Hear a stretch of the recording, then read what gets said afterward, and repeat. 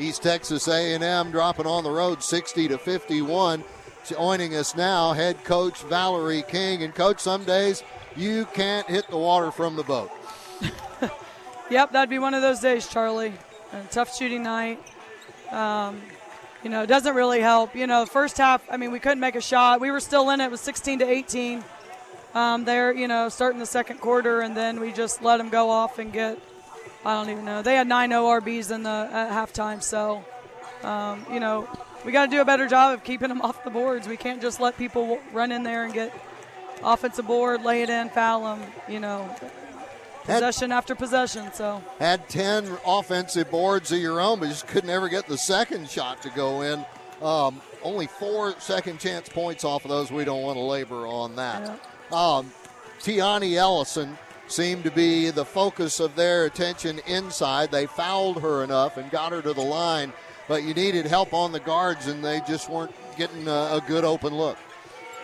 Yeah, I think we had some good looks. We got to start being able to make some. It's it's been game after game where we've got to get over the hump and get out of our head and just go make a shot. So it seemed to be the paint shots that were the most frustrating for us, because we had a bunch of them that came up just a little short or popped off the 3 iron. or 4 layups in the first half that you make those, that changes the whole changes the whole view of that second quarter. We couldn't make one.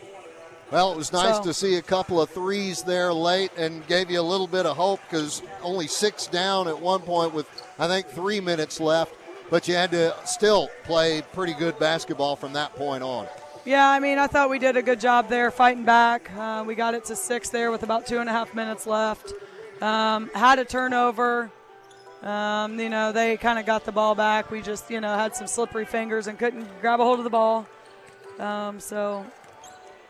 Just wasn't our night, Charlie. All right, Coach. Well, we're going to go home, and next up it's going to be Houston Christian on the floor Thursday evening, followed by UIW on Senior Day. How do we get to this point of the season? I don't know. I said it yesterday when we were driving here. I think this is the fastest year I've ever been a part of. Well, the good news is that it very possibly looks like it includes a tournament trip down to Lake Charles. You'd be okay with that just to get in, but you'd sure like to improve your seating too. Yeah, we've got to get back to being ourselves and, just doing what we do. That's what we just talked about in the locker room, of being more disciplined in the areas we need to, be more disciplined. And, really just we need some people to step up and make some shots. Alva Hendricks could only go 4 today, but Terea McCoy gets 13.5. Coach, what made that situation and those kind of minutes for them? I thought the game was slow enough, and we just kind of rolled with T there.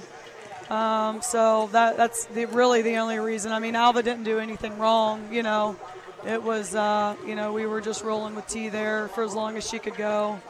And I thought Terea could give us a spark defensive and rebounding, and she did. I've got to find her some more minutes so that she can get out there and give us that boost. All right. Well, Coach, I'll let y'all get boosted on that bus and back home, because it is a busy week with 2 more games ahead of us. Yep. Before heading out on the road to close it out. Thanks for your time, and we'll see you back home.